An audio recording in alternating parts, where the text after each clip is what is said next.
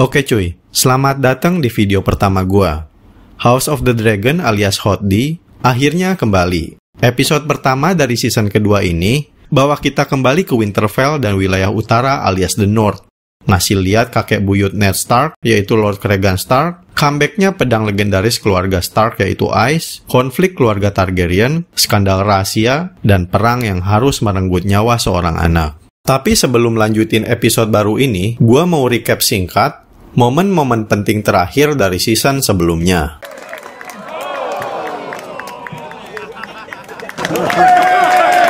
Rhaenyra Targaryen, putri sekaligus pewaris tahta dari mendiang bapaknya, harus ngerasain pil pahit setelah tahu kalau half brother-nya, yaitu Aegon Targaryen, curi tahta dirinya dan mendeklarasikan diri sebagai raja dari The Seven Kingdoms alias Westeros. By the way, gua bakal panggil Aegon ini dengan nama Aegon the Elder, biar nggak ketukar sama anak Rhaenyra dan Daemon yang juga dikasih nama Aegon. Rhaenyra nggak diem gitu aja. Setelah dapetin support dari house terkaya pada masa itu, yaitu House Velaryon, dia menantang klaim Aegon the Elder dengan mendeklarasikan diri sebagai ratu di Westeros. Buat ngelawan klaim dari sang adik beda ibu tersebut, Rhaenyra tugasin anak-anaknya buat dapetin support tambahan para penguasa alias Lord of Great Houses yang masing-masing mimpin wilayah besar di Westeros. Dia pun kirim anak laki-lakinya yang paling tua, yaitu Jace Velaryon, buat dapetin dukungan House Arryn, yang kuasain wilayah The Vale, dan juga House Stark yang menguasai wilayah utara alias The North. Sementara anak keduanya, yaitu Luke Velaryon, dapetin tugas yang lebih ringan dibanding kakaknya. Dia dan naganya harus terbang ke Stormlands buat dapetin support dari house yang menghuni kastil Storm's End, yaitu House Baratheon. Tapi sialnya, Luke dapetin rivalnya, yaitu Aemon Targaryen, lebih dulu sampai di Storm's End dengan naganya yang bernama Vhagar, naga terbesar, tertua, dan bisa dibilang terkuat di Westeros pada saat itu. Konflik berdarah pun gak bisa dihindarin. Aemon, yang masih nyimpen dendam sama ponakannya itu, menyerang tanpa disengaja. So, Luke dan naganya pun harus terjatuh menghilang di telan badai. Episode pertama ini dikasih nama A Son for a Son. Ngelanjutin cerita dari episode terakhir di season pertama, di mana Jace Velaryon udah berhasil sampai ke wilayah The North. Di sana ada seekor Raven, gagak yang biasa dipakai buat kirim surat itu menuju ke Winterfell, rumah bagi para anggota House Stark. Setelah bertahun-tahun, akhirnya series Hot D bawa kita kembali ke Winterfell. Terakhir kali kita lihat tempat ini adalah di Battle of Winterfell, di mana Jon Snow, Sansa, Bran, dan Daenerys di series GOT perang ngelawan White Walkers dan pemimpinnya, yaitu The Night King. Oh iya, buat yang belum tahu, series Hot D ini adalah prequel dari Game of Thrones, dengan latar waktu ratusan tahun sebelumnya. Jadi bisa dibilang, kalau semua karakter yang muncul di series Hot D adalah para leluhur dari semua karakter di series Game of Thrones.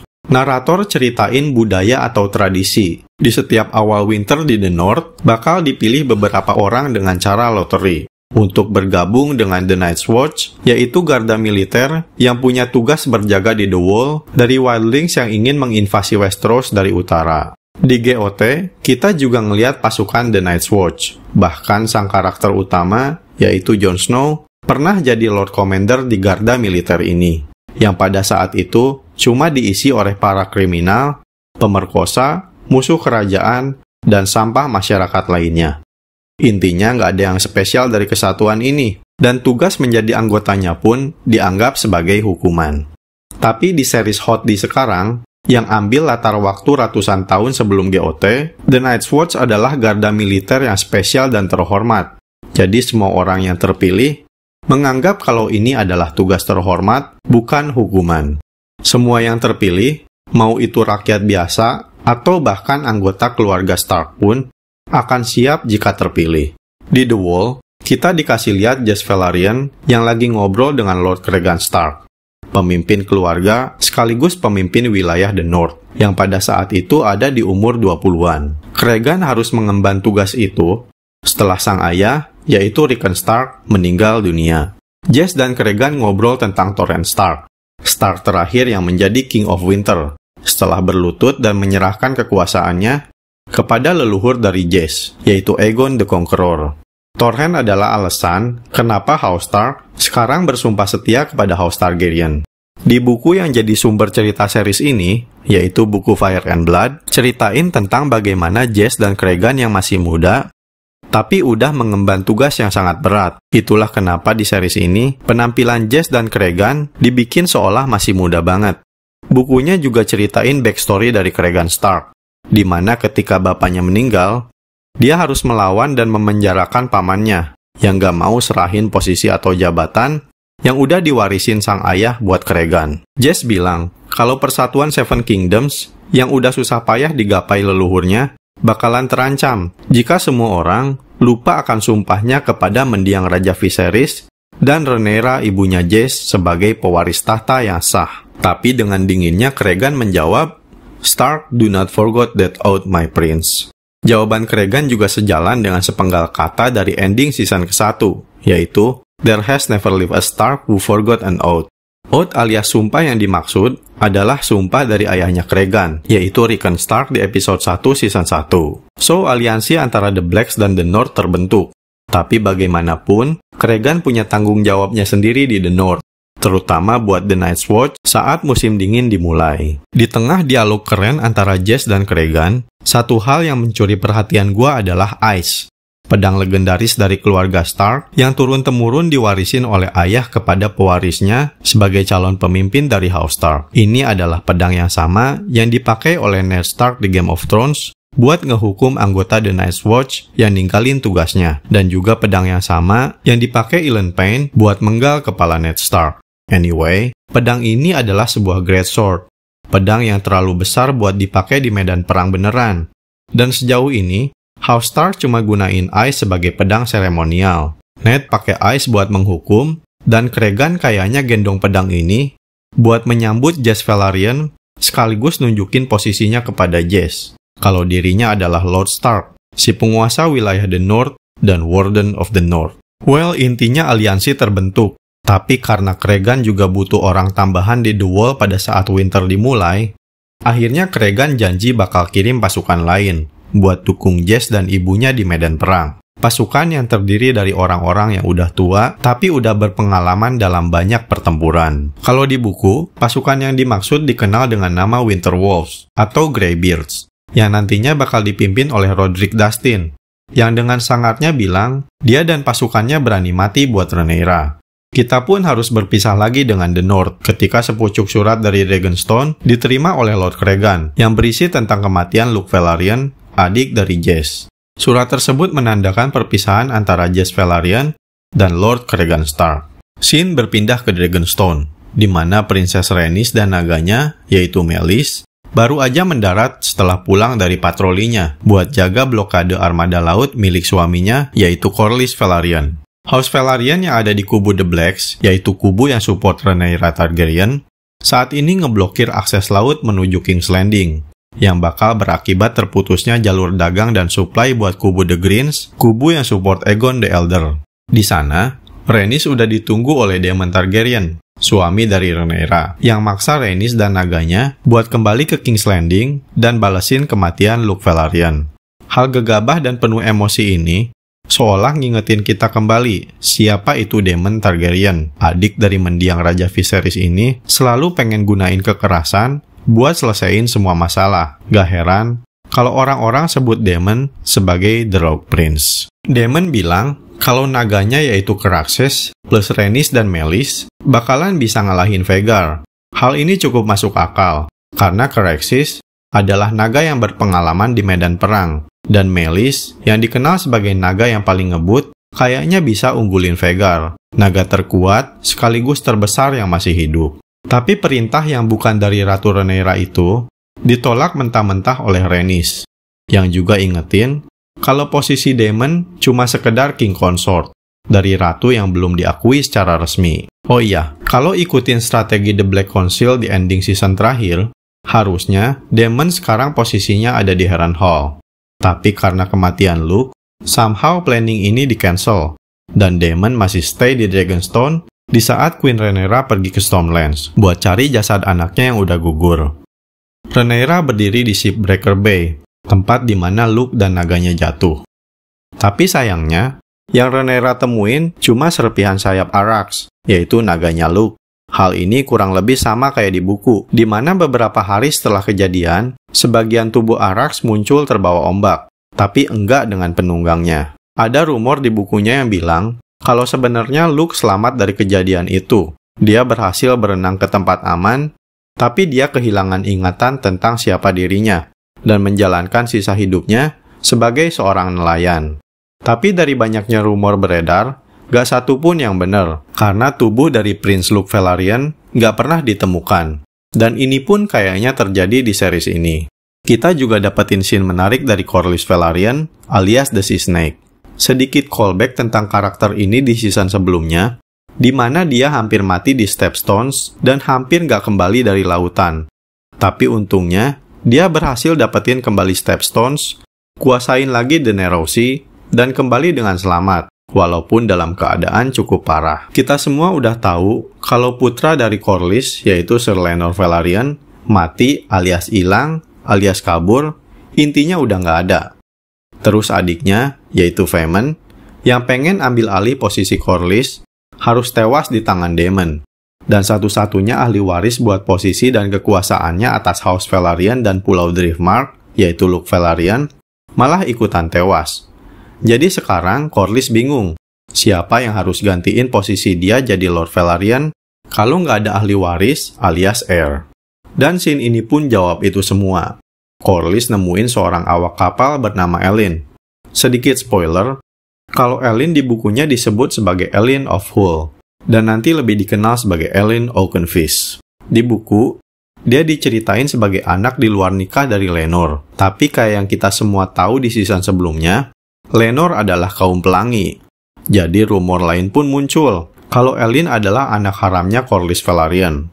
Kayaknya di series ini, rumor tentang siapa ayah dari Elyn bakalan terjawab. Kita juga seolah dikasihin ketika Elyn dan Corlys bahas mendiang Luke Velaryon, seorang anak yang tadinya bakal mewarisi semua hal yang dimiliki oleh Corlys Velaryon.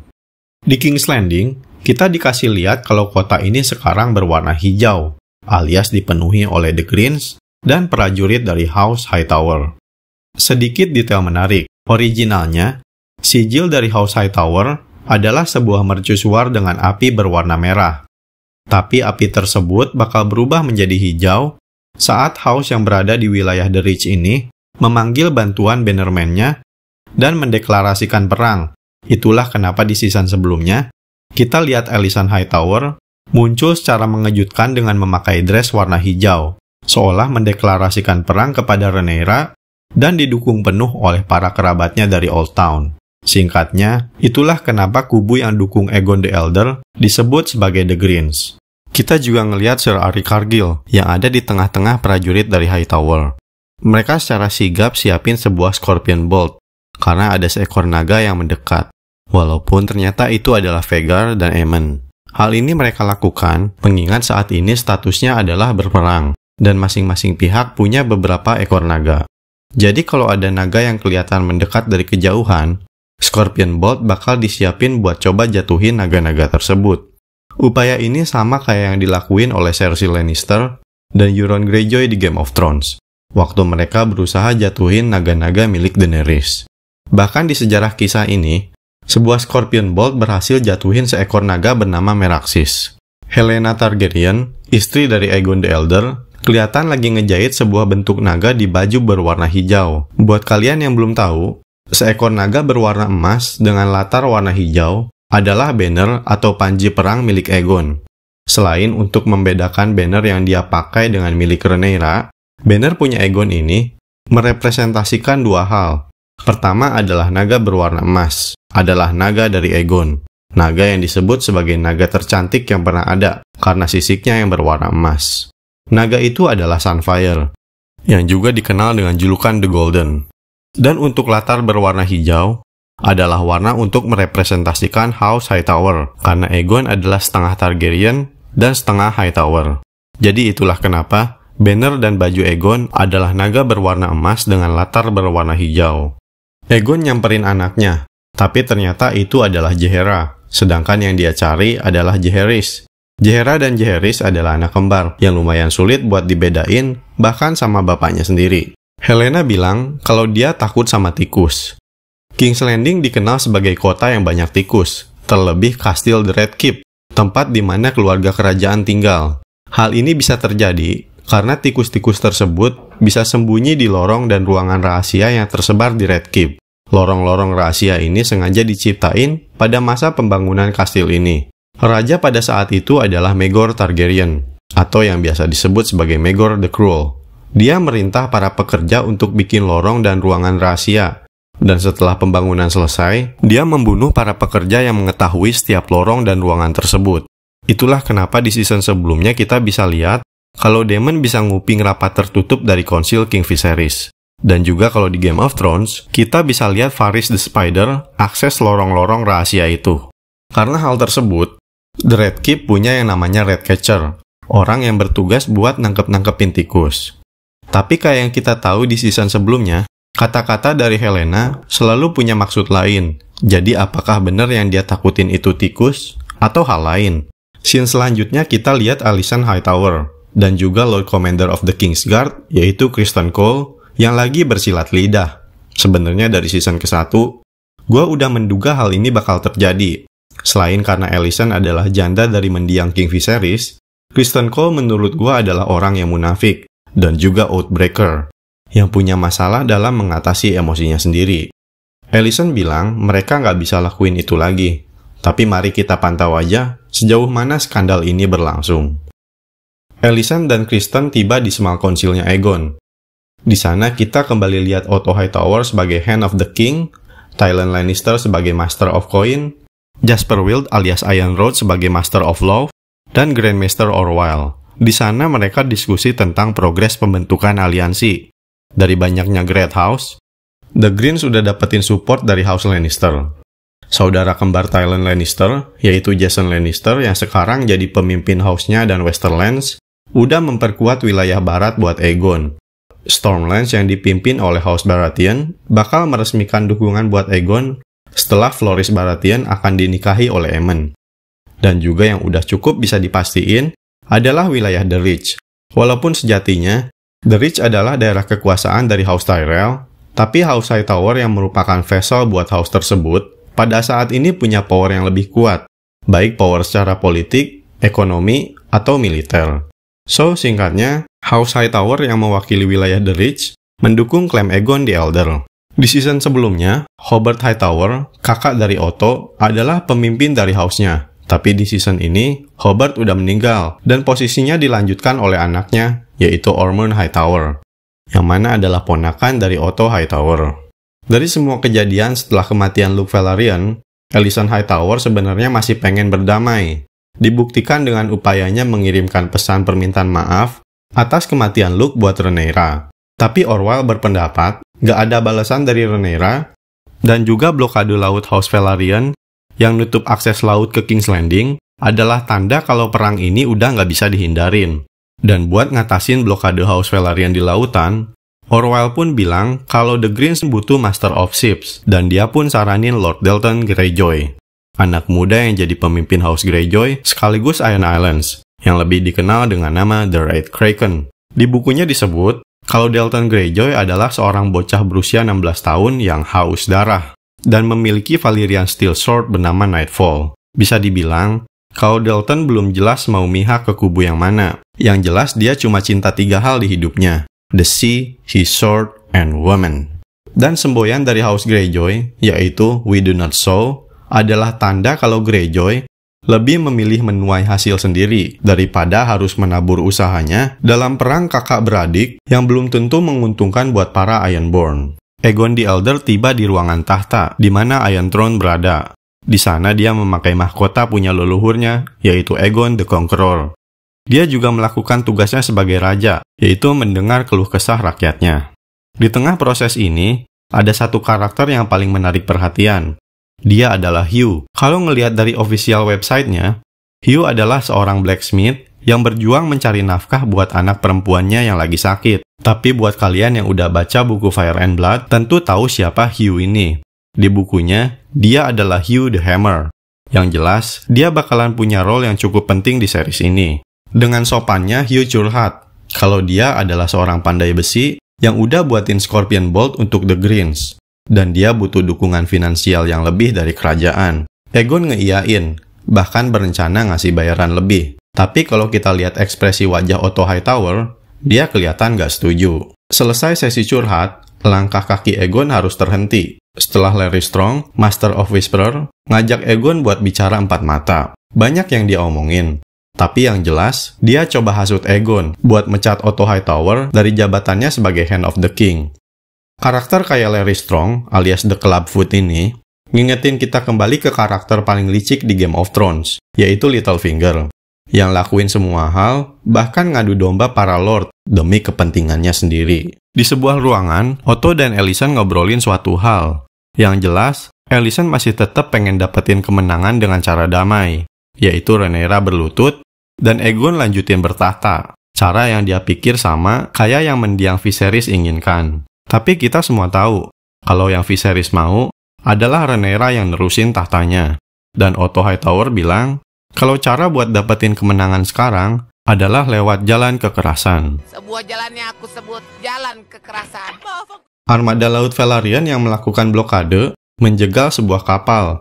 Di sana ternyata ada Mysaria, mantan selir dari Daemon Targaryen di season pertama. White Worm adalah nama samarannya. Sekarang dia kembali ke hadapan Daemon, bukan sebagai teman, melainkan tahanan.